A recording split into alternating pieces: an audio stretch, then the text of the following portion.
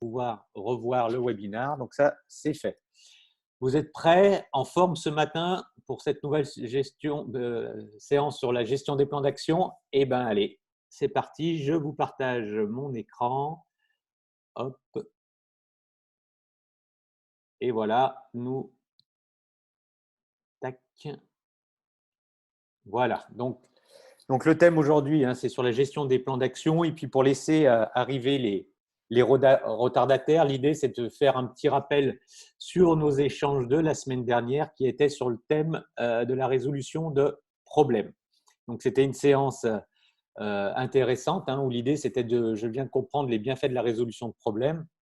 Donc, moi, j'ai repassé un peu en revue les échanges, les commentaires qu'il y avait eu dans le chat et j'aimerais vous apporter 2-3 infos complémentaires. Alors, tout d'abord, comme d'habitude, je vous ai fait les stats sur les sondages du jour ou les sondages du jour. Donc, il y avait un premier sondage sur quel est votre niveau de connaissance ou compétence sur la résolution de problèmes. Donc, on voit qu'à plus de 60%, vous avez des bonnes connaissances générales dans le sens où comment je peux expliquer la résolution de problème. Donc, je peux donner des explications, soit j'ai suivi une formation ou je peux même former pour 25%. Donc, voilà, pour 65% des gens qui nous ont suivis la semaine dernière, il y avait une bonne connaissance sur cette notion de résolution de problème. 35% en plus ça ne fait pas forcément partie des outils ou des méthodes qu'ils déploient. Donc, 21% peuvent en parler, voilà, parler d'une manière assez générique sur les grands thèmes et 15% qui n'ont aucune connaissance sur cette thématique. Voilà, donc là, c'était intéressant parce que cette notion de résolution de problème, dans l'ISO 9001, en tous les cas, ce qu'on s'est dit la semaine dernière, c'est qu'elle n'est pas traitée directement. On va la retrouver par la notion de non-conformité action corrective, mais ce n'est pas forcément la même approche que dans une approche type Lean. Donc, on va en reparler parce que là, je voulais faire un petit complément avec vous. Donc, ça, c'était le premier point. La deuxième question, c'est quelle méthode utilisez-vous pour la résolution de problèmes? Donc là, le vainqueur est la méthode 8D à 38%. Et puis, il y a 38% qui m'ont mis autre. Donc, on va le voir tout de suite après, ce qu'ils appellent autre. Sinon, on a le rapport A3, le QRQC et le DMAIC aussi qui sont utilisés. Par contre, on s'aperçoit que 21% des personnes sondées n'utilisent pas de méthode sur la résolution de problèmes. Donc, quand j'ai posé cette question, il y avait la possibilité de dire quelle est l'autre méthode de résolution de problèmes que vous utilisez. Et dans le chat, il y a eu pas mal d'outils qui ont été cités. Alors là, je voudrais juste faire, c'est pas pour faire de la sémantique, mais faire la différence entre des outils qu'on utilise dans une phase de résolution de problème et une démarche de résolution de problème. Donc là, simplement, pour faire vraiment cette petite précision qui me semble importante, une démarche de résolution de problème, c'est de l'identification du problème jusqu'à la résolution du problème. Alors que vous, ce que vous m'avez cité, c'est plutôt des outils qu'on va utiliser à certaines phases de la résolution de problème. Voilà. Donc, il y en a beaucoup qui ont parlé du 5P, le 5 pourquoi pour l'analyse des causes. OK, mais c'est un outil, ce n'est pas une démarche de résolution de problème en tant que telle. D'accord? Les vraies démarches de résolution de problème, c'est vraiment celles qui vont vraiment, qui ont vraiment une méthodologie comme le 8D, comme le A3, vraiment qui vont résoudre l'ensemble d'un problème. Voilà. Donc, d'autres m'ont cité des outils comme l'analyse Orion, que moi j'ai rencontré une fois. Je crois que ça vient de Air France, s'il y a des experts là-dessus. D'autres m'ont cité Crotamer, je ne sais pas si ça se dit comme ça. Donc là, j'ai regardé, c'est un peu une méthode privée, visiblement, un Suisse. Chenin Redix, ça je ne connais pas non plus. Voilà, donc il y a eu, en tous les cas, ce qui revenait souvent, le 5e, par exemple, c'est un outil de classement plutôt des causes, mais ce n'est pas un outil de résolution de problème. Voilà, donc je voulais juste vous faire ce petit focus. Voilà, j'ai pris deux approches, c'est ce qu'on retrouve avec la démarche selon le 8D. Donc, quand on fait de la résolution de problème, ça va de la constitution de l'équipe jusqu'à la félicitation de l'équipe et on a tout dedans. Voilà, ce qu'on appelle une démarche de résolution de problème, c'est vraiment de A à Z. Idem pour la démarche A3. Ce que vous m'avez cité, c'est des outils, par exemple, sur déterminer les causes du problème. Là-dessus, c'est là qu'on va utiliser le 5 pourquoi, c'est là qu'on va utiliser le 5e sur ces approches-là. D'accord? Donc là, je vous ai mis un petit peu des points clés et sur ce qu'on s'est dit la dernière fois, les points qui sont vraiment importants, c'est vraiment de décrire le problème. Hein. Alors, passer bien du temps à décrire le problème. Souvent, c'est une démarche qui est occultée.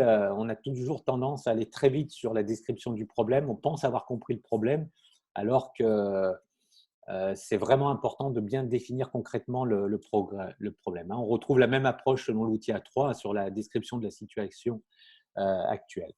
Ensuite, un autre point, mettre en place des actions immédiates, hein, ça, OK. Les causes du problème, alors ça, tout le monde est bien sensibilisé sur cette notion de recherche des causes, hein, puisque si je reviens sur la norme ISO 9001 et dans de nombreux référentiels, on a cette notion de recherche des causes. Donc ça, c'est quelque chose qui est important. Déterminer les actions correctives là, sur le 8D dans l'étape 5, là aussi, c'est quelque chose.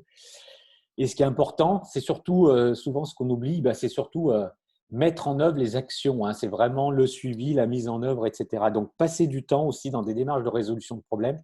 Faites attention de ne pas canaliser tout votre effort sur « ça y est, on a fait notre plan d'action, il est là, il est matérialisé, on sait qui fait quoi et pour quand, et on va voir aujourd'hui comment traiter ça. » Mais passer aussi du temps sur l'after. Souvent, moi, je vois des groupes où la donnée de sortie d'une démarche de résolution de problème, c'est de livrer le plan d'action. Non, ce n'est pas de le livrer, c'est surtout de le mettre en œuvre et de le suivre. C'est de le clôturer.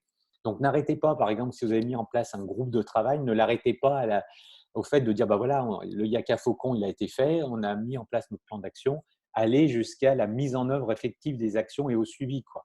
Parce qu'entre ce qui est prévu et ce qui est réalisé, c'est important de suivre. Voilà. Donc, faites attention à ne pas investir tout votre temps sur la conception du plan d'action et de garder aucun temps sur la mise en œuvre du plan d'action. Ça, c'est vraiment un conseil que je vous donne. Il faut vraiment suivre, il faut que ça vive pour s'assurer que les actions ont bien été menées, qu'elles produisent bien les effets escomptés.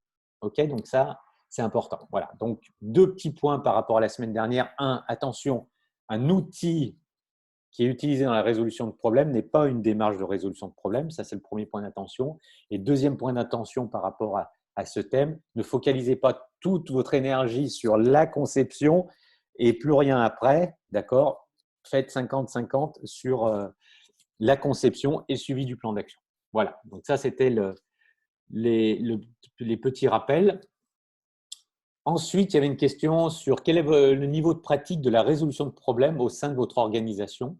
Donc, le vainqueur avec 31%, c'est on pratique rarement, c'est assez exceptionnel. Hein. Donc, ça, j'allais dire, c'est comme le sport. Moins on pratique, moins on est bon et moins on est performant, hein, puisqu'on n'a pas un rituel, on n'a pas de l'entraînement, on n'a pas du training autour de ça. Et 21%, on pratique souvent, au moins 2 fois par semaine.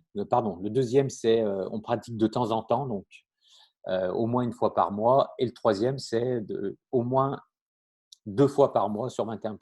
Voilà.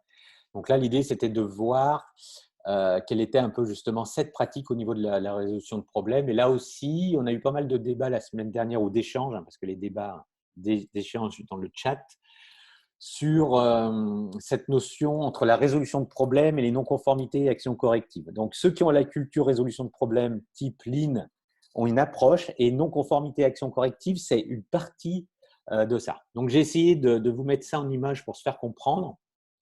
Donc là, je vous ai repris un organigramme théorique et là, vous avez tout ce qu'on appelle les opérations. Donc, ça peut être la fabrication, tout ce qui produit un peu de la valeur ajoutée, de la prestation, de la réalisation de la prestation de service, etc. au sein d'une organisation. Donc, attention déjà quand on fait de la résolution de problèmes, la première chose, c'est attention de ne pas limiter le territoire uniquement aux opérations. Ça, c'est le premier point.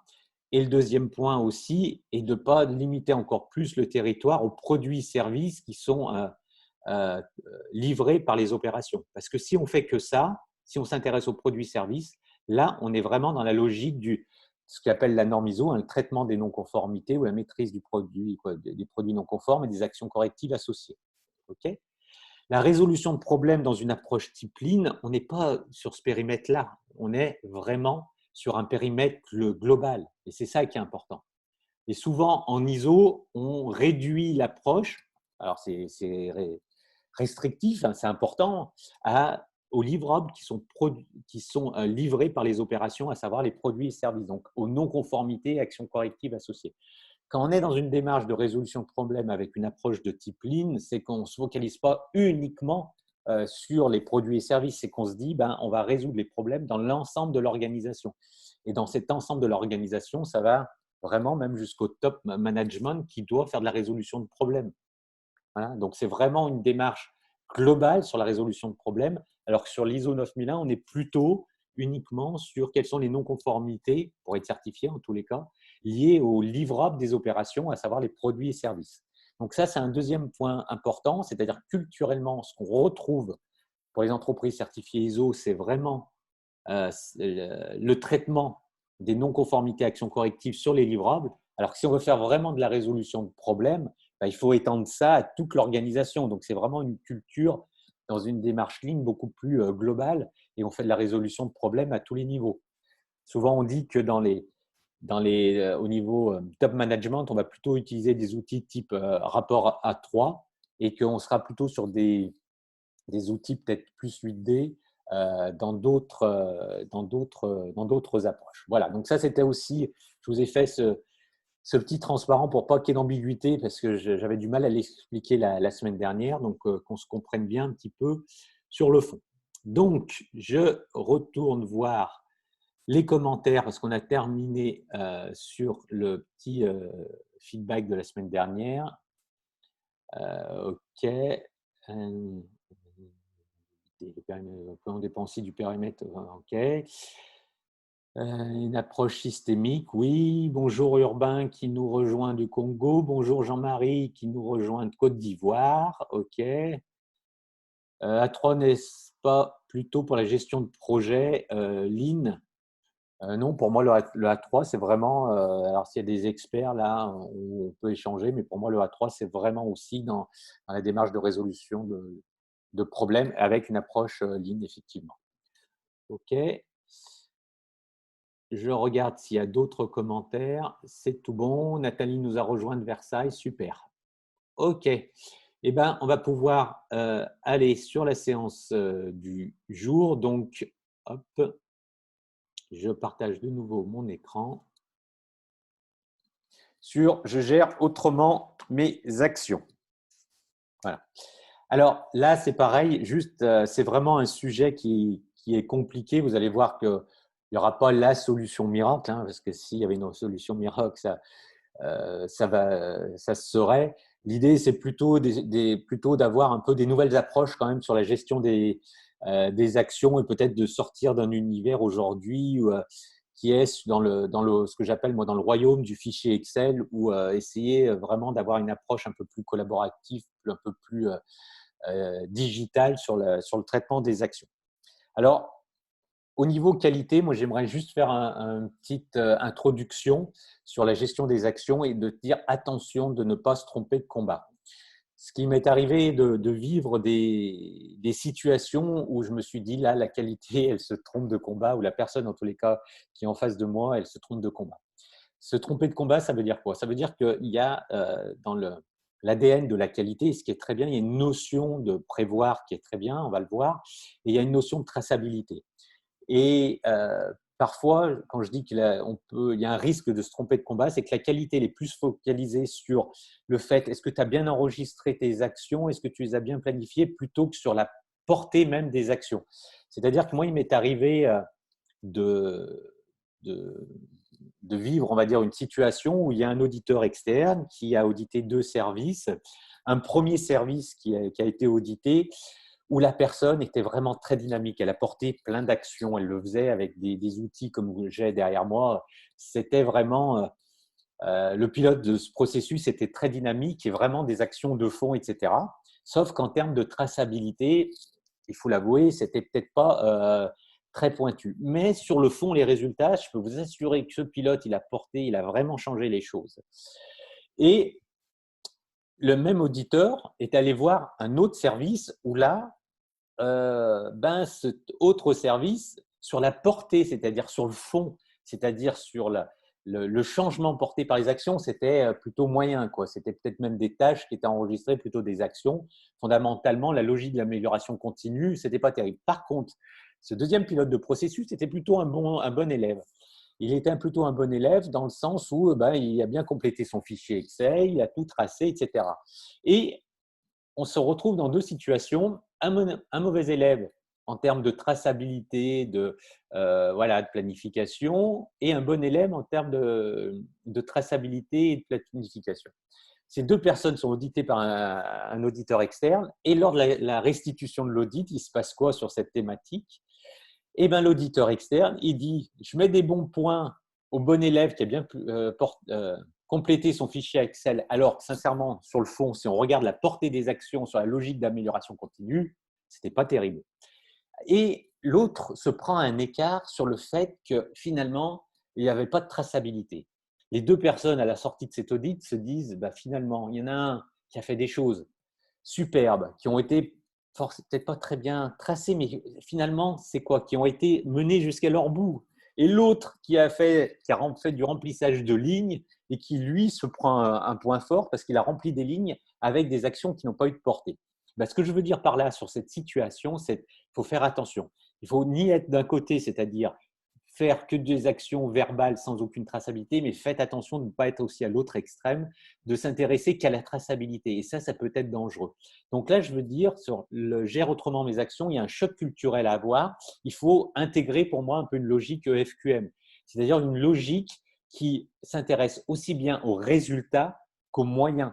Et ça, c'est important. Ça veut dire quoi? Ça veut dire que si vous aviez 1000 points à donner sur un pilote de processus, il faut lui donner 500 points sur sa façon dont il gère ses actions en termes d'animation, de traçabilité, etc. Et il faut lui donner 500 points sur la portée réelle de ses actions, c'est-à-dire sur la capacité à changer les choses. Il ne faut pas être uniquement et se borner sur est-ce que tu as bien complété tes lignes, est-ce que tu as bien complété ton fichier Excel, se contenter juste à la forme, aux moyens et pas au résultat. Et ça, c'est un vrai choc culturel à avoir. Il faut que ce n'est pas que la forme qui compte, c'est aussi le fond. Parce qu'on peut avoir des bons élèves sur la forme et qui ont des mauvais résultats sur le fond et inversement. Donc voilà, je pense que comme d'habitude, je vais vous reprendre mon image. Il ne faut pas être dans le côté essuie-glace, ni d'un côté ni de l'autre. Il faut être dans une logique d'avoir des outils qui permettent de gérer des actions, mais des outils modernes. Si mon mauvais élève qui complétait pas son fichier Excel, c'est parce que le fichier Excel ne le faisait pas rêver. C'est tout simple. C'est pas parce que c'était un rebelle ou un truc. Lui, il dit écoutez, moi, pour faire une action, s'il me faut compléter 15 colonnes pour dire mon action, j'ai autre chose à faire. Je préfère faire des actions que compléter 15 colonnes. Et c'est ça qui est important. C'est-à-dire que quand on gère des actions, il faut vraiment aujourd'hui mettre en place des outils modernes. On ne passe pas plus de temps à noter les actions qu'à faire les actions, parce que là, on est dans un paradoxe où on essaye de se rassurer, de se faire plaisir en disant j'ai des super fichiers Excel avec 15 colonnes et je peux livrer des super statistiques. C'est ça. J'ai fait mes 15 colonnes et j'ai des stats de partout. J'ai un tableau de bord merveilleux. Ah oui, le tableau de bord est merveilleux sur le reporting des actions, certes, mais à quel prix? À quel effort? Donc, c'est ça qui est important, c'est de se dire aujourd'hui, il faut mettre en place des outils qui portent les actions, qui soient quand même dynamiques, qui soient simples à renseigner. Sinon, les gens vont fuir ces outils. Ils ne vont pas les utiliser. Ils feront le pire de tout pour moi, c'est faire des démarches rétroactives. La démarche rétroactive, c'est je gère toutes mes actions dans un coin avec ma façon. Et une fois que j'ai tout fait, je me dis, oulala, il y a l'audit qui arrive, et ben, je fais la démarche rétroactive, je prends le fichier Excel et je note tout ce que j'ai fait. Ça ne sert à rien, puisque c'est une table d'enregistrement qu'on a sur ce fichier Excel, et ce n'est pas un outil qui va permettre de piloter les actions, qui permet de se projeter. Donc là, je reprends un rythme un peu enthousiaste, parce que là, je suis dans une logique de changement. Donc là, il faut que je bouscule un peu l'ADN. Il faut que je bouscule un peu pour se dire attention, ne vous rassurez pas, les bons élèves, c'est peut-être pas ceux que vous croyez. Les bons élèves, c'est peut-être pas ceux qui remplètent que les fichiers Excel. Les bons élèves, c'est peut-être ceux qui font avancer les choses concrètement sur le terrain. C'est-à-dire que les trucs qui bougent, les process ils avancent, il y a plein de choses qui se passent. C'est eux les bons élèves aussi parce qu'ils gèrent du changement, ils gèrent du mouvement. Okay, et ce ne sont pas ceux qui va remplir 3 lignes avec des trucs sans valeur ajoutée. Ce n'est pas à eux qu'il faut dire ah, bravo, tu as complété tes 3 lignes, c'est super ce que tu as fait, alors que sur le fond, ça ne vaut rien. Pensez logique EFQM, mettez des points sur les moyens, d'accord, la moitié, et des points sur les résultats. Le bon élève, c'est celui qui utilise des bons moyens et qui obtient des bons résultats. C'est ni celui qui est que d'un côté ou de l'autre. C'est un compromis entre les deux. Donc, gérer autrement ses actions, ça, c'est le premier point clé, c'est de se dire, eh ben, là, il faut faire un petit choc culturel. Il faut utiliser peut-être des trucs comme j'ai moi derrière. Voilà, c'est moi, ça, ce que je vous ai mis derrière. Je ne l'ai pas fait pour la séance, c'est mon outil de planification. D'accord? Et l'idée, c'est que moi, j'avance à mon rythme et selon mes actions. Et je n'ai pas de fichier Excel multidimensionnel. Et si vous me mettiez un fichier Excel, eh ben moi, je dirais, je ne le remplis pas s'il a 25 colonnes, parce que Excel, il n'a jamais été conçu ou imaginé pour gérer des plans d'action. Il n'est pas collaboratif, il ne permet pas de recevoir des notifications, il n'a rien du tout qui est fait pour prévoir des actions, à part qu'on peut lui mettre des colonnes. Voilà, d'accord? Et ben, ça, c'est un point clé. Donc, ce qui est important, c'est de trouver les bons outils, les bons moyens qui permettent de gérer dans une organisation les actions. Et n'oubliez jamais l'essentiel. L'essentiel, c'est d'avancer. C'est le Kaizen, c'est l'amélioration continue, c'est le progrès. Ce qu'il faut, c'est avancer. D'accord? Donc, on va voir un certain nombre de moyens en termes d'introduction. Voilà, c'était le petit coup, la petite alerte qui me paraît vraiment important. Il ne faut pas se tromper de combat. J'en reviens là-dessus sur mon introduction. Ne vous trompez pas de combat. Ça, c'est clair, net. Il ne faut pas se tromper de combat. Ne soyez pas séduits que par ceux qui remplissent des lignes.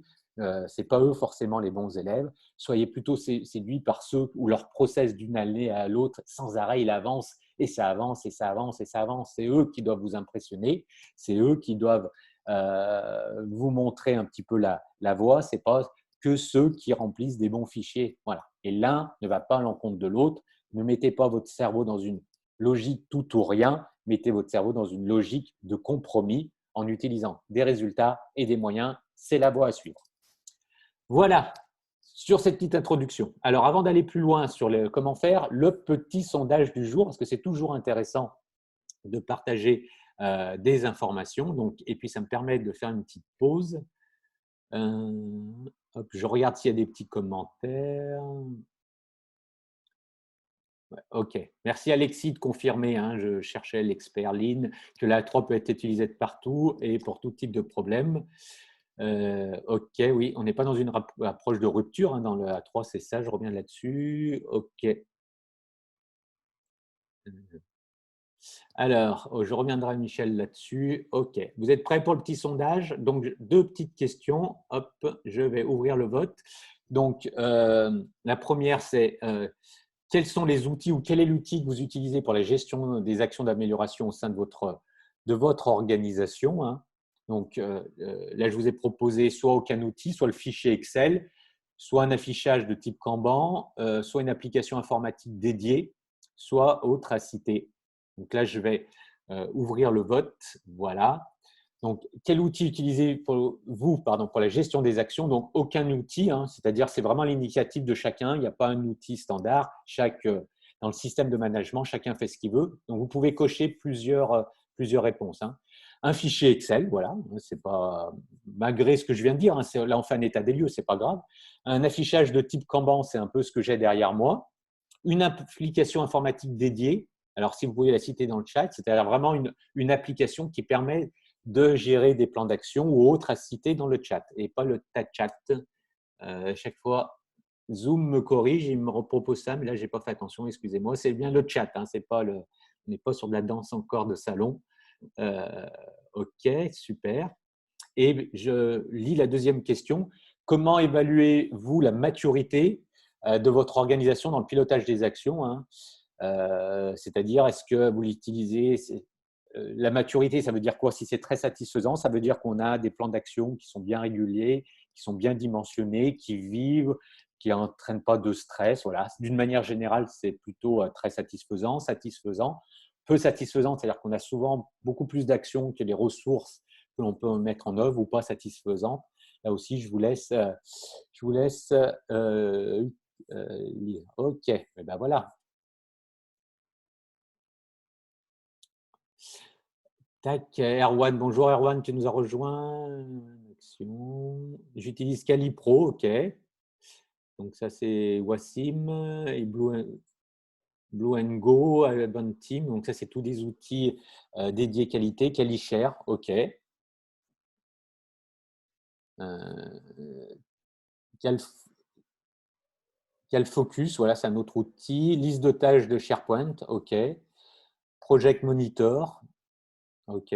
Action dans Microsoft Teams, Trello, ok, qui a été interfacé, on va en parler. D'accord. D'autres utilisent des logiciels personnalisés. Ok. Alors en attendant, ça montre quoi? Aucun outil pour 19%. Ouais, le fichier Excel, hein, il reste encore le champion du monde. Alors qu'il y a un certain nombre d'avantages. Hein.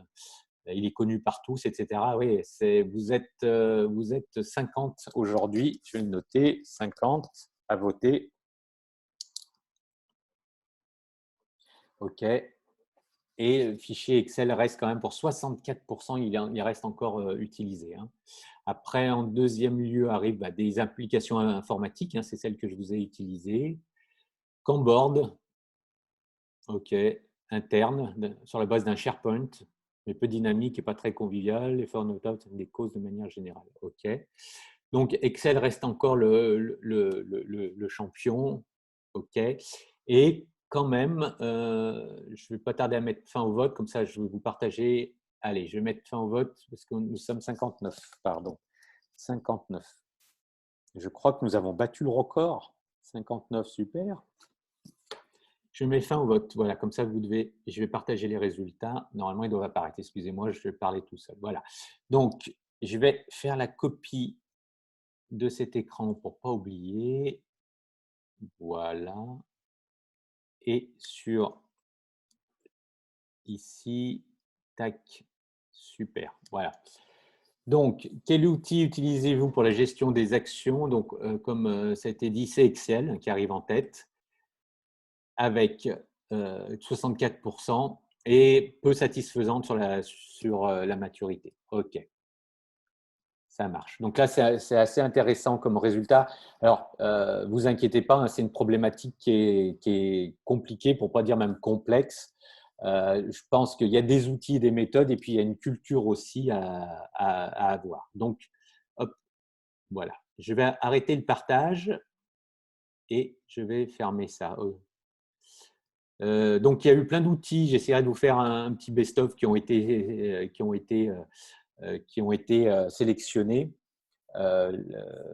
là-dessus. Je regarde 60 participants, mais on va battre les records. 60 aujourd'hui. OK, on levez la main. Allez.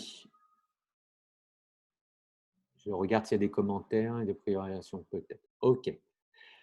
Et bien, c'est parti. Donc, hop, on va continuer. Donc, merci pour ce sondage qui est intéressant, comme d'habitude. Et je vous redonnerai les résultats la semaine prochaine. Comme ça me permet, moi, avec un peu plus de recul, de pouvoir mieux analyser les données. Alors, je vais passer directement à ça. Donc, revenons sur la gestion des actions avec le fameux PDCA. Donc, je reviens à la base. Et Deming, lui, son PDCA, lui, chaque fois qu'on le représente, le PDCA, moi j'aime bien, il est toujours super bien équilibré, c'est-à-dire qu'on voit un plein qui est bien harmonieux, un doux qui est harmonieux qui a la même taille que le plein, un check aussi. Donc tout ça, ça fait un beau cercle, un beau rond, très équilibré. Mais ça, dans la vraie vie, moi je pense que le PDCA, il n'est pas équilibré dans la vraie vie. On a souvent des PDCA soit hypertrophiés, soit atrophiés dans la vraie vie. Alors je prends cette image pour dire quoi? Ça veut dire que dans la vraie vie, et si je prends l'exemple des PDCA hypertrophiés, dans la vraie vie, souvent, on a des plaines qui sont très ambitieuses, c'est-à-dire des plaines des sociétés. Il y a beaucoup de sociétés qui ont un plein hypertrophié, c'est-à-dire elles lancent plein de trucs, plein de trucs, plein de trucs, et le doux n'est pas approprié au regard du plein, et finalement elles lancent plein de trucs en disant il y aura une espèce de sélection naturelle qui va se faire, et ça veut dire qu'on vient alimenter le réservoir déjà plein des actions, mais on alimente pour se dire, eh ben, on se rassure en disant on va encore continuer à alimenter. Donc ça, c'est très souvent le cas des sociétés sur la gestion des plans d'action. C'est souvent le cas, c'est qu'on met plein d'actions et on alimente ce plein qui n'est pas démesuré par rapport au doux, c'est-à-dire à la capacité de mise en œuvre. Donc je pense que la première chose à faire, si on veut avoir un PDCA équilibré, c'est de se reposer la question sur le plan, sur la planification au niveau des actions. Alors quelques idées sur déjà l'enregistrement. Donc, je pense que pour réduire ce plein, pour limiter, il faut vraiment se poser la question d'enregistrer ce qui est vraiment essentiel, c'est-à-dire de ne pas être dans une logique de tout noter. Il y a des structures qui, dès qu'il y a une idée, elles balancent les actions et on les enregistre. Donc, elles sont championnes du monde sur l'enregistrement, comme si toutes les actions étaient pertinentes. Non, moi, je vous invite vraiment à challenger les actions. C'est-à-dire que si vous faites, par exemple, une réunion où il y a 10 actions à mettre en œuvre, notez ces 10 actions et à la fin, challenger en disant si on en devait en retenir que 5, on retiendrait lesquelles. C'est ça qui est important. C'est d'arriver à challenger les actions. C'est pas être que dans la logique. Allez, on les enregistre, on verra bien. Enregistrer ce qui est essentiel parce qu'aujourd'hui, on n'a pas le temps de faire tout ce qu'on aimerait faire. C'est une réalité. Le monde va de plus en plus vite. Ça, on l'a déjà vu ensemble. Donc, allez sur ce qui est essentiel et ça veut dire que passer à côté du superficiel. N'ayez pas peur de dire ça, on ne l'enregistre pas, ce n'est pas prioritaire. C'est pas, voilà. Alors, parfois, on voit, vous savez, à une époque, on cotait les actions A, B, C. A étant prioritaire, B moins et C pas. Aujourd'hui, sincèrement, dans la vraie vie, il se passe quoi? Si les B ou les C, elles ne sont pas faites. Donc, ça veut dire que souvent, on prend du temps à enregistrer des trucs qui, très souvent, surtout sur le C, c'est-à-dire que ce n'est pas prioritaire, ça ne vaut pas le coup de l'enregistrer, ça veut dire que c'est peut-être une bonne idée, mais elle n'est pas pour nous maintenant ou elle n'est pas apportée maintenant. Et du coup, si vous enregistrez tout, on a une perte de visibilité qui peut être générer du stress parce qu'on ne voit plus rien, on voit plus sur ce qui est essentiel à mener de ce qui est facultatif. De tout enregistrer, ça peut avoir vraiment un effet indirect, c'est de perdre de la visibilité sur ce qui est essentiel. Non, c'est de mener les actions comme si elles étaient toutes à niveau 1. Donc, challenger vos actions, c'est un point important pour réduire son plein. Le deuxième point pour réduire le plein, c'est d'éviter la procrastination. C'est-à-dire qu'il y a des actions qu'on peut faire immédiatement ou très courte durée, éviter de perdre du temps à les enregistrer. Ça, c'est vraiment quelque chose que j'essaye de m'appliquer. J'y arrive pas tous les jours, ne vous inquiétez pas. Mais parfois, il faut plus de temps à checker ce que j'ai à faire que de le faire. Non, faites quand vous pouvez. Donc, si on évite la procrastination, on évite d'alimenter ce réservoir déjà plein des actions. Ne pas confondre action et tâche. Souvent, dans des plans d'action, on va jusqu'à la tâche. Ce n'est pas la même chose. D'avoir les tâches, c'est souvent quelque chose de personnel que l'on gère. Attention, si vous allez trop dans le micro-grain de ce que vous souhaitez planifier, tout peut se saccader en… Donc, il y a des projets, souvent on a des projets se décomposent en actions et des actions se décomposent en tâches. Moi, je vous invite à enregistrer déjà au niveau des actions.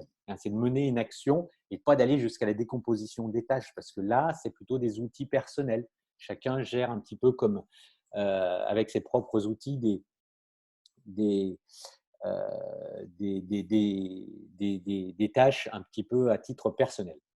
Après, dans le plein, évitez de gérer à la date précise. Ça, on va le voir un peu plus loin, mais le 27 juin, le 23 juin, quand une action, on est incapable de dire si ça sera fait le 23 juin, dans 90% des cas, c'est des dates qui sont données comme ça, ou le 15 juin. Et du coup, en donnant des dates comme ça, on n'a pas une gestion par le temps. Et moi, je pense qu'il faut changer de spectre et il faut vraiment avoir une gestion par le temps des actions. C'est-à-dire que c'est de se dire, je veux prendre le mois de juin, je veux voir tout ce qu'il y a à faire en juin, par exemple, à la fin juin. Et là, d'avoir une vision très claire des actions. Il faut vraiment arriver à se dire, on va essayer de mettre en place plutôt des sprints en reprenant un peu des idées des méthodes agiles plutôt que par date. Sur des projets, par exemple, pour vous donner un retour d'expérience, sur un projet, on a décomposé ce projet en 5 jalons. On a listé toutes les actions qu'il y avait à faire sur ces 5 jalons et chaque pilote a défini, ben moi, je mets cette action-là sur le jalon 1 qui s'arrête au 30 mars. Moi, je mets cette action-là sur le jalon 2 qui va… Et vraiment créer des jalons, des sprints, vraiment des lignes d'arrivée. Et ça, c'est intéressant, c'est de se dire, on arrive fin juin, voilà tout ce qu'on a pour fin juin. Mais pas d'avoir une gestion ligne par ligne. Moi, j'ai le 23 juin, moi, j'ai le 15 juin, moi, j'ai le 7 juin, moi, j'ai le 3 juin, moi, j'ai le 2 juin. Et avec Excel, souvent, ce qu'on retrouve, c'est des dates de ce type-là. Ayez une action soit par mois, soit même par trimestre. N'ayez pas peur du trimestre, parce que dans notre culture, c'est le jour. Non, le jour, c'est comme si on maîtrisait le temps, comme on était les maîtres du temps. Je vais le faire pour le 23 juin. Non, parfois, sur des trucs, c'est je me donne T1. Ça peut être intéressant. J'ai T1 pour le faire. Ou parfois, je peux mettre le mois, le trimestre, ça me paraît pas mal. Et parfois, sur des gros projets, on peut aller même plus loin, le quadrimestre, etc. Mais d'avoir un raisonnement, comme ça te donne des paquets, des gros paquets à mettre en œuvre sur des notions d'action. Et pour réduire ce plan aussi, dernier petit conseil, c'est tuer les actions inutiles. Arrêtez de passer des actions dans vos plans d'action qui datent encore de 2014. Il y a des trucs où vous perdez un temps fou en revue de direction, en machin. Tuez l'action. Il y a des actions à un moment donné qui ont été jugées pertinentes, mais qui, avec du recul, sont aujourd'hui inutiles. Ben, il faut savoir les tuer. Mais pour savoir les tuer, il faut avoir prévu un statut dans votre outil pour tuer l'action. Ça veut dire qu'il faut un statut abandon ou voilà, un statut qui dit bah, j'abandonne et je le déclare comme quoi j'abandonne. Il n'y a pas de honte à abandonner. Ce n'est pas parce que j'ai pensé un jour à que 6 mois après, 1 an après, je dis j'abandonne ce truc-là. Ce n'était pas une bonne idée. Voilà, donc ça, souvent, on n'a pas ça parce qu'on n'a pas un statut abandon. Ben, elle est en cours, elle est avancée, elle est terminée. Non, je n'ai pas annulé, abandonné, annulé. Ben, il n'y a pas de honte. J'ai prévu un truc que j'annule. Il n'y a pas de honte. C'est la vraie vie. Il n'y a pas de honte à mettre la vraie vie dans un outil ou dans une organisation puisque c'est la vraie vie. Et ça rejoint l'idée de simplification. À un moment donné, on avait prévu un truc, on ne l'a pas fait, ou le contexte a changé, on ne le fait pas comme ça, et ben on l'annule. Voilà, c'est la vraie vie, hein, c'est le quotidien. Donc prévoyez ce statut d'annuler et arrêtez de ressortir des trucs de 2015 ou de 2016 qui n'ont plus lieu d'être, qui saoulent tout le monde. Et on va dire quoi encore sur cette action qui va me ressortir en 2016 ? Elle n'est pas prioritaire, sinon si elle avait été prioritaire, elle aurait été faite depuis longtemps. Voilà. Donc, pour retrouver un PDCA équilibré, premier conseil, essayez de diminuer ce P. Arrêtez de l'alimenter en permanence parce que sinon, hop, le D, il ne sera pas en mesure d'absorber tout le P. Et le deuxième conseil, c'est de se dire, je diminue le P et j'essaie d'augmenter mes ressources. Donc, j'augmente le DOU. Comment ? Tous pilotes d'action. Ça veut dire quoi ? Ça veut dire que très souvent, je me rends compte que les porteurs d'action sont un peu les mêmes. On a un peu des Zinedine Zidane dans toutes les entreprises qu'on aime bien parce qu'on sait que les gens sont rigoureux, donc on nomme toujours un peu les mêmes pilotes d'action. L'idée, c'est d'essayer d'étendre. Ça rejoint l'outil l'approche de résolution de problèmes. C'est plus on aura de personnes qui sont en mesure de porter des actions, plus on aura de chances de les faire. Si c'est tout centralisé sur des mêmes personnes et qu'on focalise tout sur nos goulots d'étranglement, le but, ça c'est un vieil ouvrage qualité, le but, c'est un peu ça, tout est centralisé là sur hop, le livre, le but, décentraliser. Plus vous aurez de pilotes d'action, plus vous allez pouvoir porter des actions, c'est mathématique. Fonctionner en boucle courte aussi, d'essayer d'aller le plus rapidement possible pour éviter justement toute cette procrastination et dégager aussi du temps pour réaliser des actions. Ça peut vraiment un peu comme pour porter des projets, il y a des moments, il faut peut-être dégager du temps pour que les gens portent des actions. Voilà, donc ça, c'est quelques idées, quelques conseils pratiques pour essayer de retrouver le PDCA équilibré. Mais moi, j'aime bien cette image, c'est de se dire, dans la vraie vie, le PDCA équilibré, c'est vraiment ce qu'on devrait avoir. Et on trouve des P hypertrophiés. Et après, je n'aurai pas le temps aujourd'hui, mais vous expliquer qu'on a aussi des entreprises qui passent énormément sur du check, sur d'autres, etc., etc. Là, je vous ai fait juste un focus sur la notion de plan d'action. Alors, Une action visible, et pour moi, est une action à moitié résolue. C'est un peu provocateur, mais ce que je veux dire, c'est que si pour savoir les actions que je dois faire, je dois aller dans le répertoire, clac, je clique sous répertoire, clac, clac, clac, clac, clac. Ah, j'ai trouvé le plan d'action que je vais ouvrir. Clac. OK. Ça, ça, c'était hier ou avant-hier. Aujourd'hui, c'est pas ça. C'est les actions doivent venir à vous. C'est-à-dire qu'il faut avoir une démarche. Il faut avoir des notifications. Il faut avoir des animations autour de tableaux comme ça. Il faut faire vivre les actions.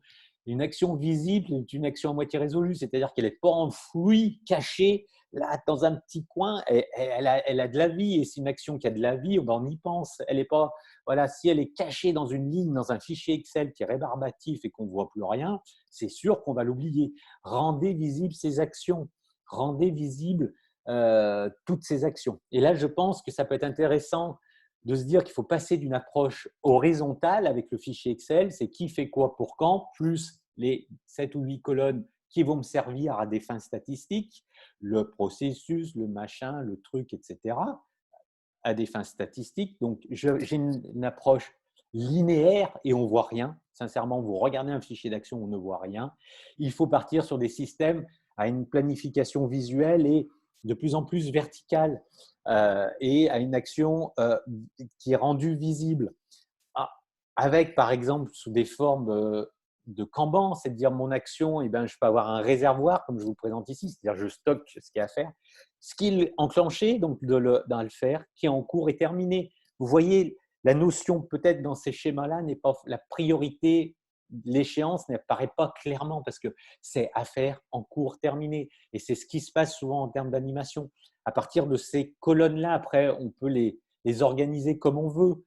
C'est-à-dire qu'on peut mettre aussi après des périodes, on peut être force de créativité, mais ce qu'il faut, c'est surtout de rendre un système vivant. C'est des choses qui soient très simples. Ces approches de type Kanban, elles ont une force qui est importante, c'est qu'elles sont visuelles et qu'on anime autour de ça. On vient les voir, on vient en parler tous les jours, on fait son petite réunion et dans les méthodes agiles, c'est pareil, on en parle et on déplace le post-it et voilà, c'est le post-it qui va bien, il y a toute l'info là-dessus. Ce n'est pas un fichier Excel où l'action elle est planquée derrière et qu'on va ouvrir une fois par mois, par trimestre et on fait une lecture à la ligne comme si on venait rendre compte pour saisir. Non, il faut rendre vivantes ces actions. Donc ça, c'est intéressant, c'est de changer de structure. Et aujourd'hui, de toute façon, habituez-vous à ces approches verticales. C'est l'avenir dans tous les éditeurs informatiques modernes. On passe dans ces approches verticales, dans de nombreux éditeurs. Dans le suivi des actions, dans le suivi des projets, vous retrouvez une approche en colonne. Après, à vous de mettre ce que vous voulez un peu, mais on aura une approche en colonne parce que le cerveau adore. Il y a des études au niveau de neurosciences qui prouvent qu'on est plus favorable à ça qu'à des lignes comme ça. Okay, donc ça, c'est un point important sur cette gestion des actions. Ensuite, utiliser des outils digitaux. Alors, certains m'ont parlé d'outils qui utilisent pour la gestion des actions. Donc, effectivement, c'est des outils qui peuvent être en lien avec la qualité. Donc, voilà, des outils qui vont permettre des notifications ou autres. C'est ceux qui ont été cités. Puis après, vous avez toute une série d'outils qu'on voit apparaître dans les entreprises un peu je vais dire à fort développement, un peu high-tech ou qui sont dans ces logiques-là, un peu dans lesquelles moi j'ai la chance d'intervenir, mais ces entreprises-là, je peux dire que les actions ou des choses, il y a un peu de partout. Des outils qu'on voit apparaître, c'est par exemple Trello. Trello, c'est une structure, hein, c'est mon tableau numérique que j'ai mis en bas. Et là, vous avez des cartes et vous avez des cartes où vous allez dire quelle est l'action à faire un peu. Vous avez une approche collaborative, c'est-à-dire que Trello, c'est quoi? C'est le format que j'ai derrière moi qui a été remis en informatique en faisant des choses très simples. Et là, c'est des choses qui sont très visuelles. On peut déplacer la carte, etc., qui sont très collaboratives. Dès qu'il y a des actions, si je suis membre d'une carte, dès qu'il y a des éléments qui sont apportés sur une carte, j'ai des notifications, c'est-à-dire que l'action, elle vit de manière numérique ou elle vit en faisant des réunions comme moi derrière moi, des réunions quotidiennes dans les méthodes agiles. C'est-à-dire ce qu'il faut, c'est donner vie. Il faut que toutes ces actions prennent forme. Donc, des outils comme Trello peuvent être intéressants. Après, il y a beaucoup d'entreprises qui ne peuvent pas les les implanter parce qu'il y a des problèmes de licence ou de droit. Je ne l'ai pas vu citer, mais il faut savoir que Microsoft est allé quand même s'inspirer de Trello, hein, parce qu'ils ont vu qu'il y avait quand même, c'était un outil qui avait un fort succès. Et je ne sais pas si vous le savez, mais en tous les cas, ça peut être intéressant. C'est que Microsoft, dans la suite 360, a fait un équivalent de Trello qui s'appelle Planner. Et Planner peut être interfacé avec Teams et SharePoint. C'est-à-dire que vous pouvez créer votre planner avec cette vision en colonne pour pouvoir gérer des actions. Et là, il faut aussi habituer les gens à gérer autrement les actions. Alors, ici, après, il y a toute une démarche culturelle à avoir parce qu'on a peut-être un peu moins de traçabilité, on a un petit peu moins de droits. C'est beaucoup plus vivant comme système, hein, aussi bien cette approche-là que la version numérique. On peut déplacer les cartes. Il y a beaucoup moins de droits. Donc, il y a des espèces d'appréhensions qui arrivent en disant on ne maîtrise pas trop. Il y a des gens qui peuvent détruire un certain nombre de choses, etc., etc. Ça, c'est une réalité, mais je pense qu'il faut apprendre à vivre à ça. À vouloir trop se protéger, on rend des systèmes lourds et plus agiles. Et la gestion des actions doit rester dans une certaine agilité. Parce que je reviens par rapport à mon introduction, ce qui est important, ce n'est pas forcément que la traçabilité à ça, c'est aussi la vie qui est donnée à ça. Et les actions, elles doivent vivre et il faut avoir une traçabilité. Donc ça, c'est le premier point. Et aussi sur le reporting, c'est mon deuxième conseil. Donc, premier conseil, utiliser des outils digitaux. J'ai parlé de Teams, Trello, mais il y en a plein d'autres, Asana, Monday, tous des outils de gestion de projet. Moi, par exemple, je suis surpris qu'aujourd'hui, dans les organisations, on gère encore des projets avec Excel. Je veux dire qu'à un moment donné, il faut qu'il y ait des équipes projets, il faut qu'il y ait vraiment des outils de planification, de reporting qui soient beaucoup plus souples. Il faut que ça soit accessible même sur un smartphone. Tu es en déplacement, je peux donner des infos sur une action ou sur des éléments. Il faut que tout ça devienne beaucoup plus agile en conservant bien sûr une certaine traçabilité. Mais faites attention à la traçabilité. C'est là que ça peut être, il va falloir faire le deuil d'un certain nombre d'informations. C'est-à-dire que votre tableau de bord, vous aviez plein de stats, et ben peut-être que pour avoir toutes ces stats, c'est que ça demande un effort, c'est qu'à un moment, il faut saisir. Et c'est là qu'on arrive à 12 colonnes. Donc, je ne vous dis pas de passer de 12 à 0, mais essayez de vous dire quels sont vraiment les points importants. Est-ce qu'il faut vraiment avoir des actions ouvertes avec plus de 3 semaines de retard, 4 semaines, 5 semaines? Ok, à un moment donné, avoir toutes ces stats, c'est bien, mais ce qui est plus important, c'est d'avancer, d'intellectualiser tout. Ça peut être parfois, c'est intéressant, c'est séduisant, mais c'est au prix de quel effort? Et on passe plus de temps à faire de la stat que de faire des actions. Donc voilà, je vous provoque un peu, mais l'idée, faites attention à un moment donné, c'est de se dire, OK, si je vais sur des méthodes plus agiles, je serais peut-être obligé de faire le deuil sur un certain nombre de statistiques. Tant pis, mais est-ce qu'il vaut mieux avoir des stats ou des actions qui avancent? Pour moi, j'ai la réponse. Après, je vous laisse réfléchir et on va en débattre. Donc ça, c'était un point aussi que je voulais voir. 2-3 conseils pratiques avant de se rejoindre. 3 conseils pratiques donc, par rapport à ce qui a été dit, puis après, je vais aller regarder dans le chat. Donc, en résumé, planifier ce qui a valeur ajoutée, ne pas vouloir tout saisir et tout enregistré dans une logique de perfectionnisme acharné. Ça me rassure, tout est enregistré, tout est saisi, ouais, ça me rassure. J'ai un P qui est hypertrophié, mais je suis rassuré là-dedans. Okay, non, l'excellence ne s'évalue pas sur la planification, mais davantage sur la réalisation des actions. L'important est d'avancer de manière visible et concrète grâce aux actions. Ça me paraît un point clé.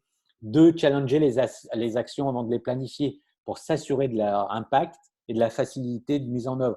Ça, je ne vous l'ai pas dit. 2 critères pour dire cette action est intéressante, c'est quelle est la difficulté de la mise en œuvre, parce que c'est super compliqué, super lourd, et quel est l'impact. Donc, une action qui est super lourde, super compliquée, mais qui a un super fort impact, ça vaut peut-être le coup de mettre des ressources. Une action qui est super lourde et super compliquée, qui a un faible impact, ça vaut peut-être pas le coup de la mettre en œuvre. Voilà. Et ce qu'on aime bien, ce qu'on appelle, c'est les actions, je crois, win-win, gagnant-gagnant, c'est celles qui sont faciles à mettre en œuvre et qui ont un fort impact. Bon, ça, on n'en trouve pas tous les jours, mais ça, elles sont intéressantes. Et on en a parlé, valoriser le management visuel des actions, c'est-à-dire une action qui est visible, qui vit, est une action à moitié résolue. Ça, c'est vraiment un point clé, c'est donner vie à ces actions. Alors, je vais arrêter le partage pour voir tous les commentaires qu'il y a dû avoir. L'approche Kanban, c'est le management visuel de la performance. Trello pour Anne, OK. Planner pour Wassim, OK. Merci Wassim qui utilise. Le planificateur de team est pas mal. Planner est pas mal. Personnellement, je préfère Trello sur notamment tout ce qui est notification, etc. Mais avec Team, qui est souvent intégré, c'est pas mal.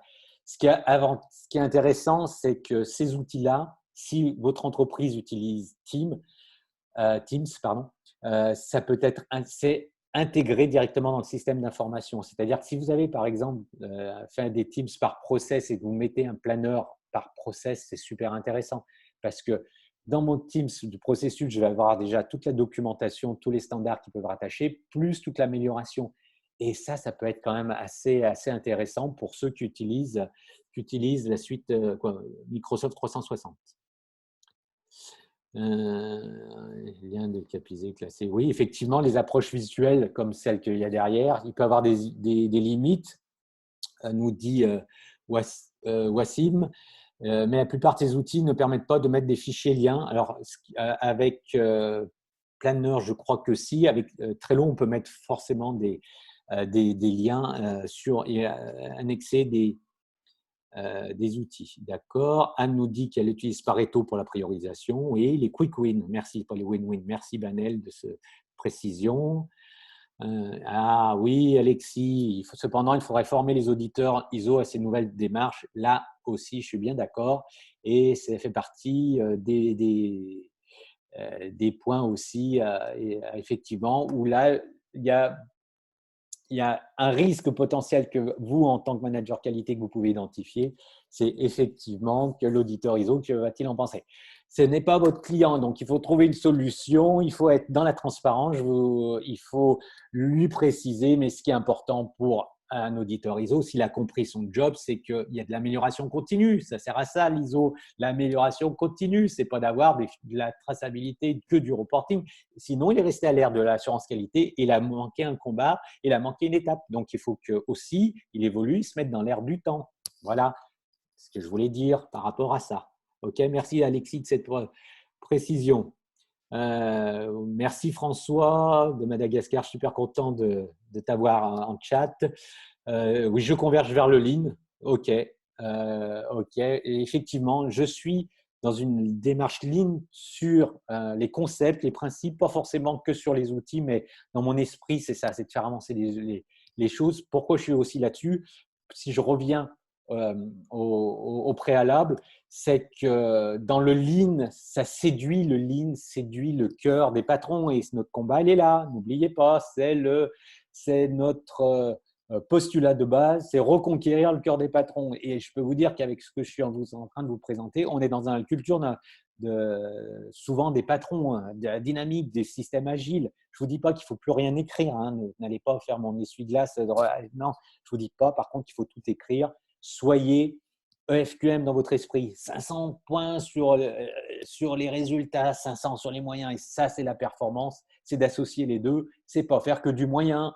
C'est un changement culturel pour la qualité qui s'est trop, à mon avis, attardé sur les moyens à mettre en œuvre et pas assez sur les résultats. Allez dans cette approche. Mettez en place des moyens qui contribuent aux résultats. Ça, c'est la ligne de conduite à conduire. Action. Alors après, voilà, sur la remarque de Blandine, effectivement, après, la question, ça reste une question que je n'ai pas forcément de réponse. Je ne suis pas sûr qu'il y a forcément… Ça peut être une démarche multi-outils parce que dans certains domaines, ça peut être ce que j'ai derrière moi.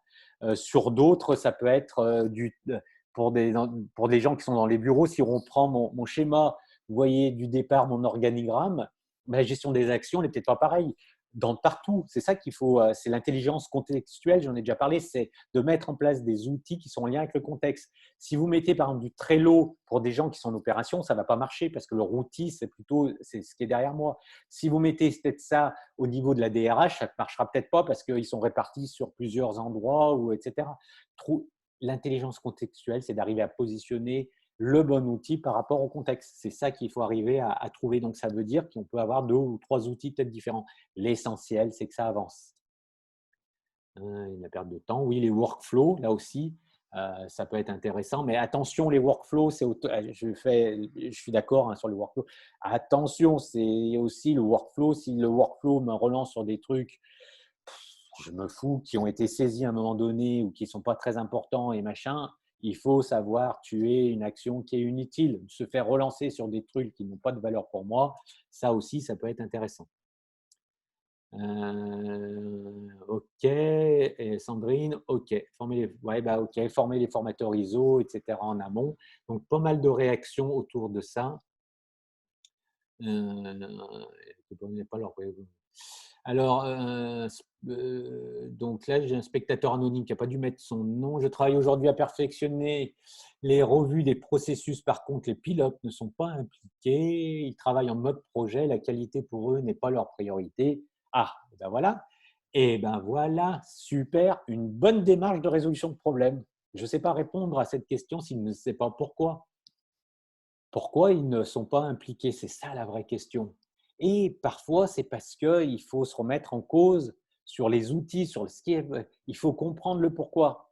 N'allez pas chercher la solution sur le comment faire, d'abord pourquoi. Et c'est là qu'il faut comprendre.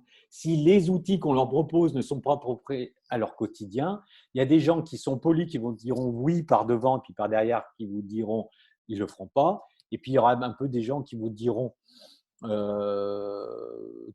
non, ton truc, ça ne m'intéresse pas, je le fais de manière rétroactive, moi j'ai ma gestion des actions. Faites attention à ceux qui sont polis, qui vous disent oui par devant et puis par derrière font du rétroactif, ça ne sert à rien. Donc si on veut que les outils que les pilotes soient impliqués, il faut leur vendre des outils qui les intéressent. Faites du marketing, on en a déjà parlé. N'allez pas.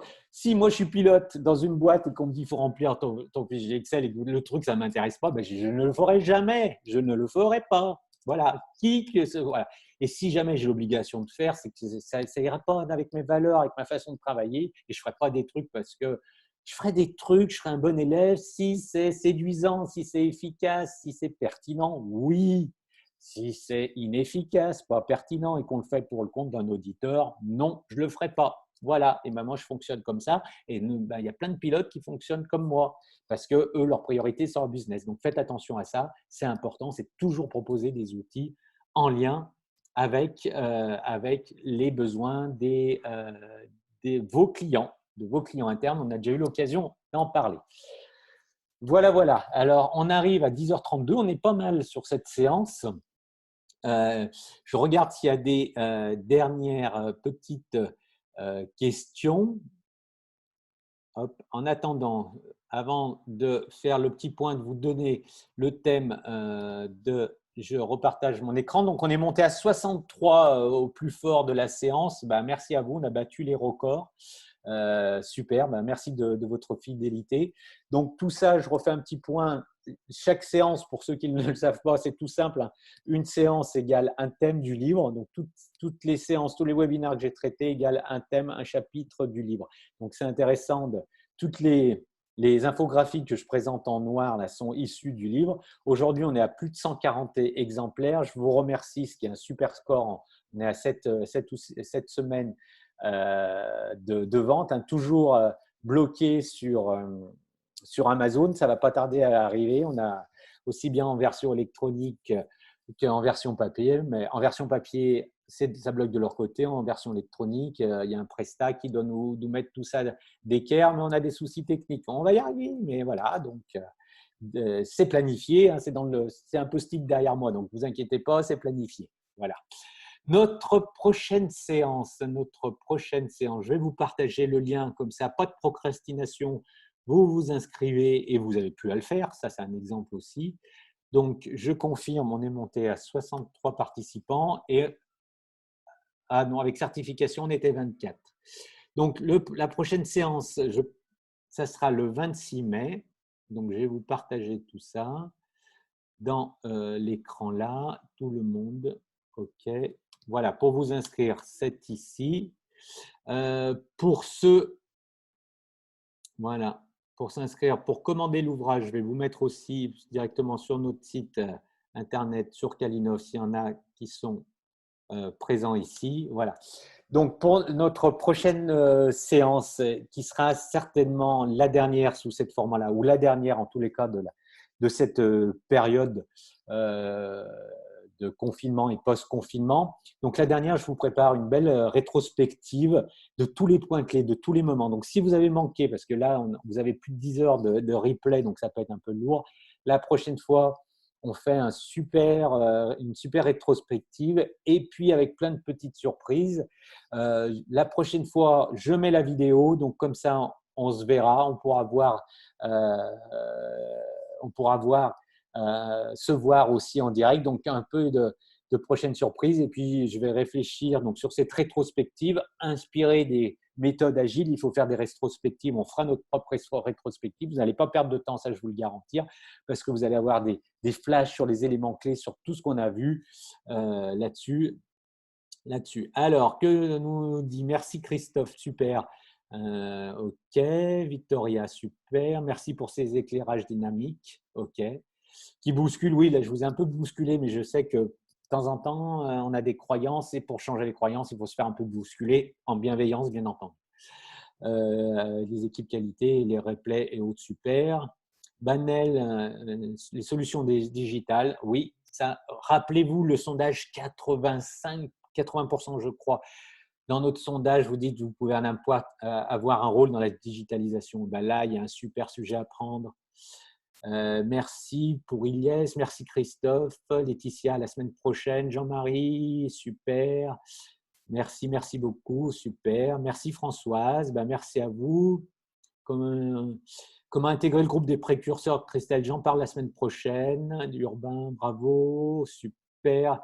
Super, moi ce que j'aime bien, c'est le côté aussi un peu international de ça. Aujourd'hui, on voyage à travers le net et c'est fabuleux. Encore une belle énergie, j'avoue que ça c'est un sujet qui me tient à cœur, donc j'aime bien. Victoria, sur le certificat d'attendance, j'en parle la semaine prochaine, on va voir comment. Fait du bien, de se faire bousculer. Bon, je pense que j'étais en forme ce matin, je vous ai un peu bousculé. Non, ça ne sera pas 2 heures, Maher, on va rester sur 1 heure. C'est le challenge, le lean, c'est faire donner les infos dans le temps qui est imparti. À la fin de grâce, Eric, il a le replay cet après-midi, normalement à 14 heures si on tient nos échéances. À la semaine prochaine, Edmond, super Edmond. On avait aussi Edmond avec nous, super. Génial, merci. C'est devenu un rituel. Voilà, ok, à mardi. Vous allez être nombreux mardi, super. À mardi, Isabelle, à mardi, Christelle. Mon belle énergie, voilà, énergie positive. Hein. Je vous ai un peu bousculé, j'en ai bien conscience, mais ça me paraissait important. Lionel, merci Christophe. Tu as inventé en déconfinement le principe de la qualité dynamique après la plage dynamique.